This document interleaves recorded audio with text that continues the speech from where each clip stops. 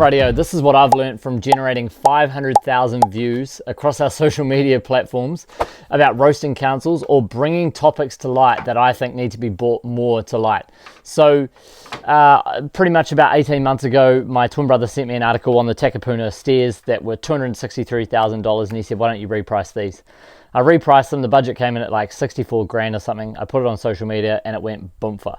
So what I've learned, I literally just want to do this video, talk about sort of what I've learned, a couple of key points, and what I think the outcomes are, or what we should be doing as people or as a nation, or what my personal opinion is on what we could do to save money, get rid of the councils, or not get rid of, but just bring them back down to earth a little bit, okay? The LGOIMA requests are literally a legal roadblock to not hand out information, get away with potential fraud, and get away with laundering money through backhand deals and other companies, having mates on the board of councils, and just getting away with charging an exorbitant amount of money. So all I want is councils to have accountability. I don't have the right hat today, but we do have a hat, which I'll pop up in the description. Make councils accountable again, that's what we want.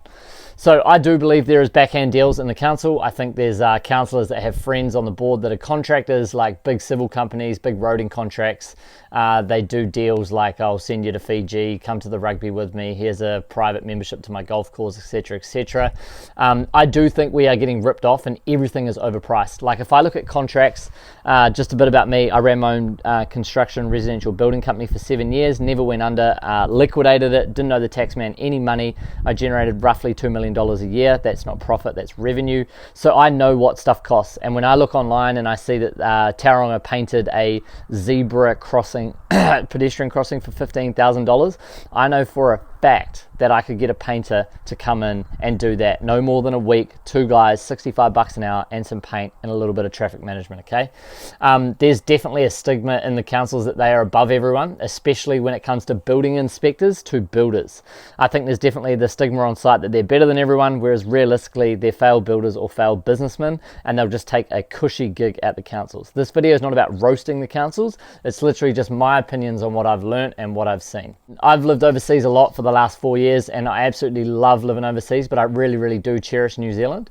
I thought it wasn't corrupt, but now that I'm starting to see all this stuff come in, I think we are getting absolutely fleeced, especially when I see the cost of things going on within the construction sector alone, and we're not even talking about efficiencies within councils or big tier 1 and 2 projects like the Dunedin Hospital. With the LGOIMA requests, I very quickly found out there is no transparency with this. They will do whatever they can to either black out all the numbers, black out the contractors' names due to commercial sensitivity, or just black out the totals of jobs. They'll say yes to sending you a full invoice, but they black everything out. So I can't actually price apples with apples. That's originally what I was doing at the start. I was pricing off NZ Herald and stuff. I don't fully trust their numbers, so I've stopped doing that. But I got a lot of advice off TikTok and Instagram to start doing LGOIMA requests, get the information, but it's very hard because I get absolutely nothing. Yes, I get some plans, and yes, I can do some pricing, but I can't compare it with their prices that have been given to me. Commercial sensitivity is literally an overused word to hide information. Once again, I think it's people's friends on the council. They say, sorry, due to our contractor potentially being exposed for his costings, we can't do that. With the potholes, for example, 60% of the councils around New Zealand and came back and said, we can't give you the cost to fix one pothole. Shout out Thames Council though, they gave it to me. It's around about $65 a pothole, so you guys are accountable. But every other council comes back with commercial sensitivity, and you can't find out what contractor did what job. Sorry, I just don't believe that is fair to the people. I think rates for the council work should be displayed online at all times. Maybe not the company's names, but I think you should be able to go online and see, cool, this zebra crossing was reinstated, or these lights were reinstated, this building was reinstated. It was roughly 4 to 6 week project. Here was the total value of the project, and there should be access to a G drive which the public can go and see the invoices. Now, I'm still a little bit on the fence. I think we should be able to block out the contractor's details, but I think you should be able to see at all times without the 20-day legal request of LGOIMAs. I find it funny when I ring these people up on the phone and ask for information, they go, oh sorry, we need 20 days. You can ring me at my company, and we've submitted over 4,000 reports annually for builders around New Zealand, Australia, and now the UK. You give me a job address and a company name, I'll get that report to you within 10 minutes. No jokes. The thing is, if I ran a business that was built on council work, I would be more than happy to sign a waiver and say, hey, as well, with you doing our council work, your rates can be displayed online for the tax and the ratepayer to be seen at all times. That is something that I would just consider. Yes, I believe companies need a little bit of disclosure on what they're making, but I reckon that should be a requirement. Councils, to do work for the council or the government, there should be a clause or a new rule saying, cool, if you do work for them, your company name and your revenue per project with us can be displayed online, because it should be transparent. Now, if it's a private business, by all means, go and do what you want. I've been in the private business all my life. I've been a business owner since I was 22. I've had 5 businesses. So this is the one that's really, really going well for me. And I'm all about accountability. But I think if you run a private business, you shouldn't have to disclose all your costs. But I think if you're working for the taxpayer and the ratepayer, your costs should be disclosed at all times. So the big one that I get reamed out all the time is Tauranga Council. These are the prime example of wasteful spending. So it seems to be a shame that Mahi Drysdale's such a great sports person. I don't know all the ins and outs, and I know he's only recently taken over, but it sounds like an absolute shambles. The Harrington Street Transport Hub debacle, it was initially budgeted at $27 million, but was abandoned due to the seismic flaws, resulting in a $19 million loss. The incomplete structure was eventually sold back to the original construction company for $1. So shout out the rate and taxpayers lost a ton of money there. Those guys are the ones that did the $15,000 LGBT pedestrian crossing, which is just super weird. I don't know who voted for that. Recently I got the LGOIMA request back for the $470,000 a year for the coffee bill. Now I'm all for having staff having a few perks, but I think if it's a council or a rate taxpayers money, man, that should go up for vote and say, cool, if the councillors can get the coffee, well, can a ratepayer or a taxpayer walk into the building and get an espresso coffee? That's my thoughts as well. And then the building going up for lease for $90 million or something, and then there was a $30 million fit out. That's just absolutely crazy. Sorry, the majority of you are probably still working from home, so I don't think you guys need that. Imagine if councils did get held accountable for their actions. I run a business, and I'll tell you right now, as simple as it is, if I don't perform, I don't get paid. I'm only as good as my last QS report, and every builder and contractor around New Zealand, unless you're living outside Auckland and Wellington, you're only as good as your last contract. If you're a small regional contractor, I don't care what contract it is, and you do a shit job, you don't get back to your customer, you overcharge, you walk off without the money, your name will very, very quickly spread and you won't get another job. Yet these councils seem to have a list of failed projects, people not doing their work, staff taking annual leave for a year, people having been quit but then getting paid for another year. It just seems to be like you can get away with anything. And if you want a cushy gig, go work at the councils. So that really, really upsets me. I've recently just started paying a lot of rates and tax for that matter. And honestly, it's concerning when you see these costs blow out, and it's just absolutely wild. I do get a lot of councillors reaching out to me on Instagram now, and it's a real shame. They 50-50, they agree with some of the stuff I say and disagree with some stuff, which is cool, but a lot of them are saying there's a lot of items they would love to bring to light, but they're worried about their career and potentially losing their jobs. So kudos to them for looking after themselves and their family, but I truly believe that if they're working at a place and they know that there's stuff that isn't right that's going on, that's an absolute shambles, so I don't agree with that.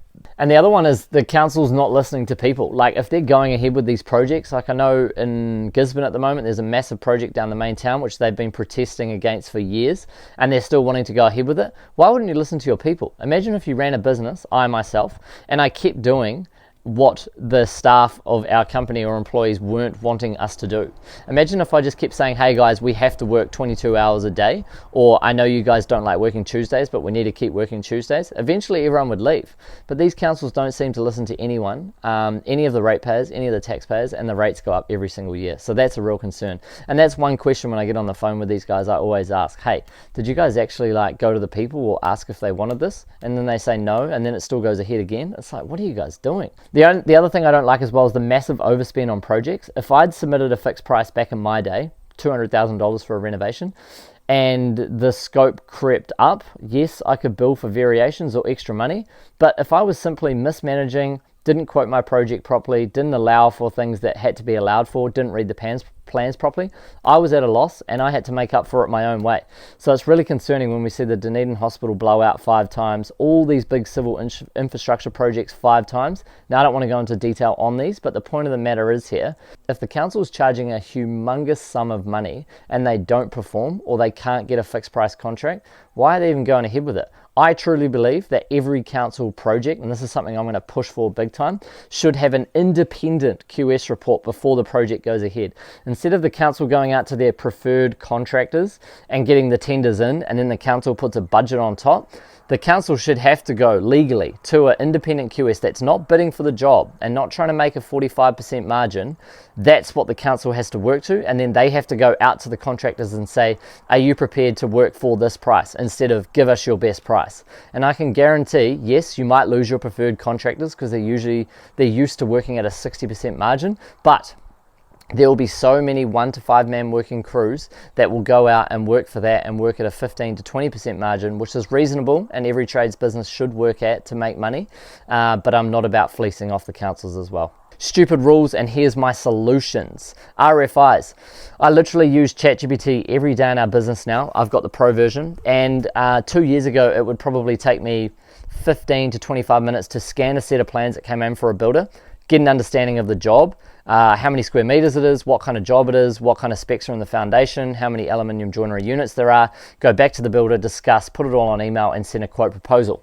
Now I can quote about 5 jobs in probably 15 minutes by using ChatGPT. So I hope that councils are using artificial intelligence and using new tech to speed up the processes. I don't know what that is because I don't have the opportunity to work in the council yet, but when I do one day, I 100% guarantee, and someone can hold me to this, I reckon I could trim 30% of staff or activities on a weekly basis and reduce those annual costs. I know there are so many councils that have probably 100 staff of them, 50 are on over $100,000 a year. If we could shave 30% of that annual cost, that would keep rates lower and probably more money in the kitty for more projects to go ahead. Builders inspections who have a reputation with councils. I think builders that have a good reputation with councils, they've consistently passed inspections for say 5 to 7 years. They never fail, their sites are always tidy, they have a good relationship with the councils, they never fail inspections, all their photos are in on time. I reckon they should get a free pass for inspections within reason. I think there's no reason that a councillor, building inspector, who possibly doesn't have as much building experience as the builder, should be checking up and signing off their work. If there's an issue with a job, as we all know with the leaky home syndrome, the council just walks away when there's an issue. Why are you guys getting involved in clipping the ticket? But on the other side of that, I truly do believe I don't want to live in a third world country, and I think quality's good. I love nice shit. So I think we still need to sign stuff off and have a barrier of entry to get in and do these jobs. But I think once you've proven yourself, you should have a reputation that you don't have to get them to sign off every time. For example, at our business, first time clients pay 100% up front. If you've done more than 5 to 7 QS reports with us and a builder goes to me, hey man, I need a little extension on this, is that okay? Sure thing, no worries. I know that we've got a reputation with you and we're more than happy to let that slide. The Tasman Council is the one that's popped up as well. Here's an example back in 2024. They needed to somehow cut a $2.9 million overspend. So what they did instead was close public toilets and reduce the cleaning frequencies. Please tell me how that makes common sense. They have over 400 staff members, over 63 of them were making over $100,000 a year, and the CEO, Leonie Ray, was getting paid $375 grand. So that was her decision to close toilets and reduce the cleaning in order to save an overspend. They only saved $22,000. How is that accountable? Please let me know, Tasman taxpayers. Here's what we do. I propose just a small, silly little gesture that we throw out there. April 2026, no one pays their rates or their taxes on time until we get transparent spending. Until they open up the books and show us every cost of everything going on for every single contract, no one pays rates or taxes. It would be absolutely awesome to watch them come squealing back and demand everyone pay their rates on time. You can't do it as one, but if you could get a percentage of the population, 15, 20, 25%, that would definitely ruffle some feathers. I know it's a bold claim, but it would literally be hilarious to watch. Let me know if you guys enjoyed this video. I'm just doing my bit. It's giving our business huge credibility, and personally, I'm getting a lot of fun roasting these guys, ringing them up on the phone, questioning them. They can't even answer easy questions. It really is a shambles to watch. I'm going to keep pressing on. Comment below if you like my content on this so far, and please comment your council below and let me know your issue. I might give them a little call on TikTok Live one day. Anyway guys, enjoy.